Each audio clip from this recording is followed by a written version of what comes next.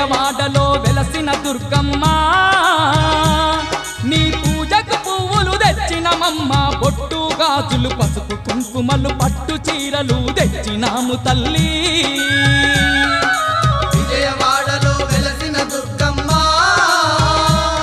నీ పూజకు పువ్వులు తెచ్చినమమ్మ బొట్టు గాజులు పసుపు కుంకుమలు పట్టు చీరలు తెచ్చినాము తల్లి